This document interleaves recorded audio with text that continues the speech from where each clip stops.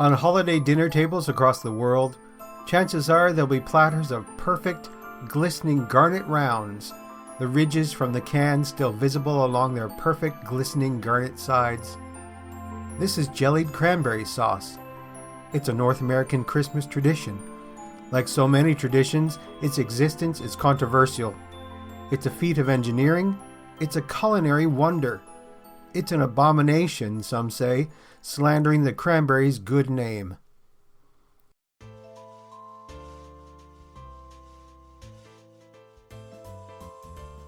Welcome to Seasons Eatings. I'm your host, Glen Warren, and this is a bonus episode for the burr months of the year I like to call a Seasons Eatings side dish.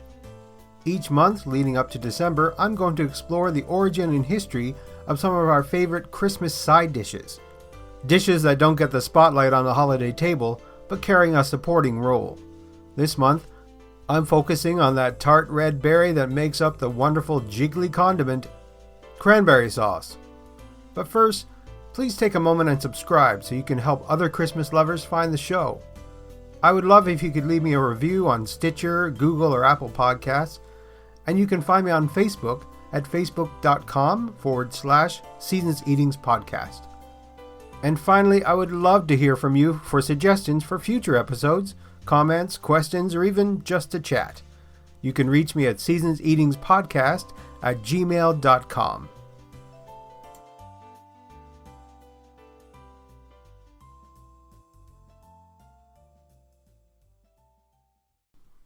According to Ocean Spray, the largest producer of cranberry sauce, Americans consume over 5 million gallons of jellied cranberry sauce each year.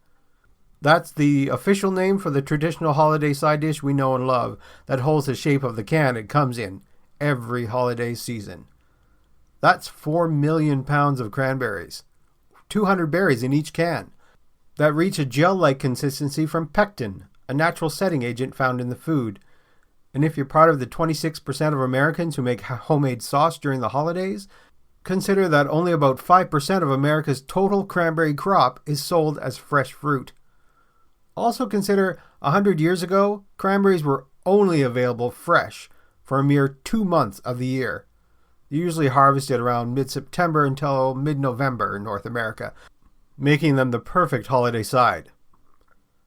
Tens of thousands of years ago, receding glaciers carved out cavities in the land that evolved into cranberry bogs.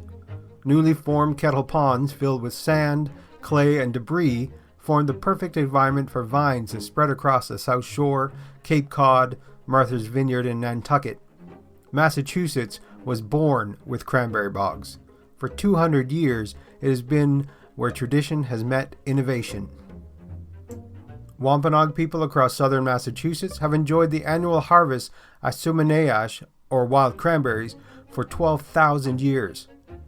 Some ate berries fresh, while others dried them to make nasempe, or pemmican, a mix of berries, dried meat, and animal fat which could last for months. It's the original energy bar. Medicine men even use cranberries in traditional healing rituals to fight fever, swelling, and even seasickness. Europeans exploring and settling New England in the 16th and 17th centuries were not surprised to see sumaneash. Many were familiar with European cranberry varieties, which grew in the boggy regions of southern England and in the low-lying Netherlands. The English had many names for the fruit, but craneberries was the most common because many thought the flower resembled the head of a sandhill crane. Revolutionary War veteran Henry Hall is often credited with planting the first known commercial cranberry bed in Dennis, Massachusetts in 1816. But some historians say Sir Joseph Banks, one of the most important figures of his time in British science, was harvesting cranberries in Britain a decade earlier from seeds that were sent over from the States. Banks just never marketed them. By the mid-19th century, what we know as the modern cranberry industry was in full swing, and the competition among bog growers was fierce. Hall noticed that the wild cranberries in his bogs grew better when sand blew over them. Captain Hall began transplanting cranberry vines and spreading sand on them, and when others heard of Hall's technique, it was quickly copied. Continuing through the 19th century, the number of growers increased steadily. The business model worked on a small scale at first. Families and members of the community harvested wild cranberries and then sold them locally or to a middleman before retail. As the market expanded to larger cities like Boston, Providence, and New York, growers relied on cheap labor from migrant workers. Farmers competed to unload their surpluses fast. What was once a small local venture became a boom or bust business. While initially criticized for tinkering with vines, the idea of growing and selling cranberries commercially soon caught on, and local landowners eagerly converted their swamps, wetlands, peat swamps, and wet meadows into cranberry bogs. By 1885, Plymouth County boasted over 1,300 acres under cultivation. By 1900, the numbers of acres tripled, making Cape Cod a household name. Cranberry fever struck and the industry boomed. As late as 1927, the cranberry harvest remained so vital to local and state economies that Massachusetts children could be excused from school to work the bogs during harvest season. Expansion fueled innovation. Growing cranberries demanded long hours of back-breaking work. Farmers eagerly sought new tools to build better bogs and harvest cranberries more efficiently. In the 1880s, wooden cranberry scoops started to replace traditional hand-picking. Sorters and screening equipment soon followed. Expansion also meant new workers on the bogs.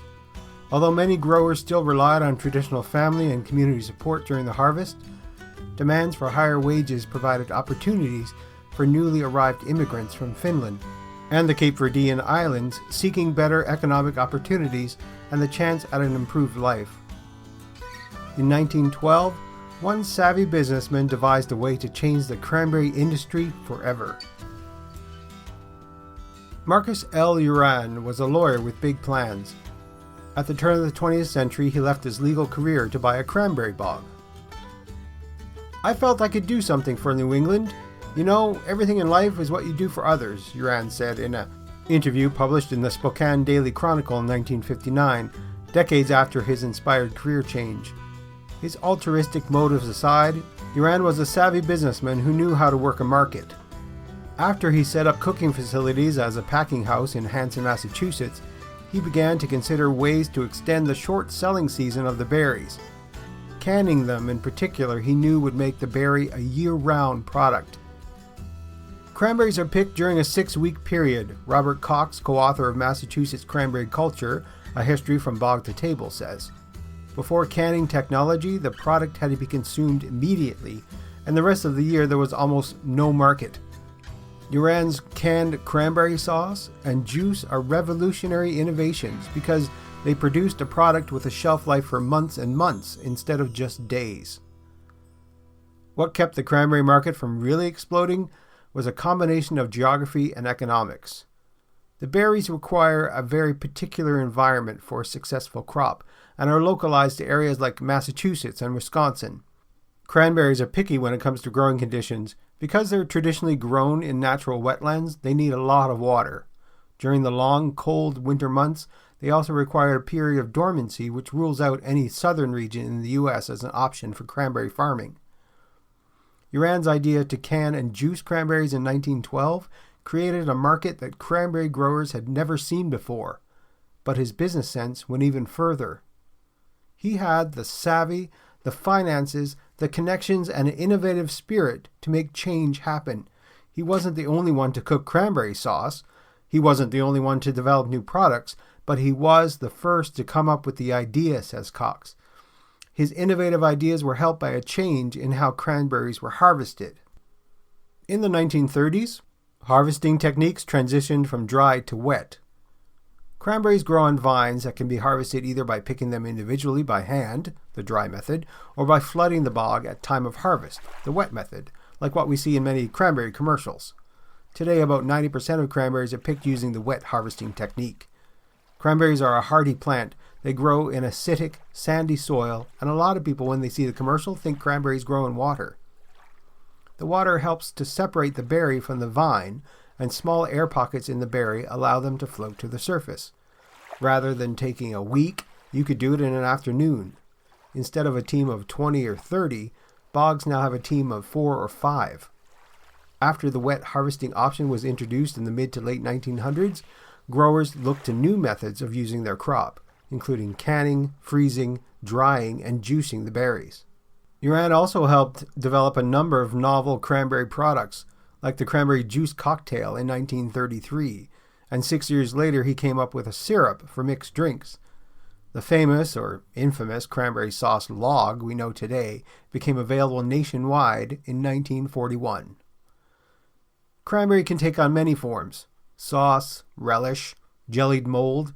It's not important how the cranberry gets to the table during the holidays, just that it gets there. Like potatoes, everyone seems to have their favorite iteration. Some prefer a homemade sauce. Others insist that the holidays cannot begin unless their sauce has can lines. All sauces have the same ingredients, but the consistency can vary greatly. So what determines the shape and viscosity, and what separates a viscous sauce from a sliceable mold? It's the amount of pectin in the sauce. Okay, here's where the science geek in me comes out. I could go into the science around polymers and how they combine together in chains to help hold the liquid, or in this case, the cranberry sauce together, but that would make a very long and slightly academic podcast. So, I'll just give you the highlights. Pectin is a natural and commercially produced essential ingredient in preserves like jellies and jams. Without pectin, jellies and jams won't gel. Pectin is a type of starch that occurs naturally in the cell walls of fruits and vegetables and gives them their structure. Pectin is often purchased in powdered form and used to promote the gelling of jellies and jams made from fruit with low pectin levels, but that's unnecessary when working with firmer fruits with higher levels of pectin. When making jams and jellies, pectin works with acid and sugar to form stable gels. In the addition of breaking down cell walls, acid also works with the pectin to form insoluble fibers. Sugar stabilizes them by binding up some with water, keeping your gel from losing water through weeping. Cranberries, along with apples and citrus peels, naturally contain a lot of pectin. When heated, the cell walls of the fruit break down and the cranberries pop open. Their pectin is released, and the long polymer chains begin to interact and tangle, stabilizing the sauce by trapping dissolved sugars and juices. The longer the cranberries are heated, the more pectin is extracted, and the firmer the sauce becomes. Most homemade cranberry sauces are fairly loose, so I'm assuming that the canned cranberry sauce variety has a little extra pectin added to keep up its firmness. If you lay out all the cans of sauce consumed in a year from end to end, it would stretch 3,385 miles, almost 5,500 kilometers, or the length of 67,500 football fields. So, to those of you ready to crack open your can of jellied cranberry sauce this fall, you can thank the man who started it all, Marcus Warren.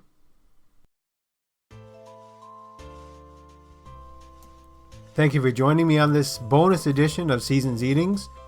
You can find Seasons Eatings on Spotify, Stitcher, Google Play, and Apple Podcasts, or wherever you download your favorite podcasts. And if you can, please subscribe so I can spread the Christmas joy with others. I'd love to hear from you. You can send me an email at seasonseatingspodcast@gmail.com. And I'm also on Facebook. Just search facebook.com/Seasons Eatings Podcast. And finally, I would like to thank the people over at mymerrychristmas.com. I've been a member of My Merry Christmas for 3 or 4 years now, and they are always the best place to find everything about Christmas. All music used in Seasons Eatings is either royalty-free or used under the Creative Commons license.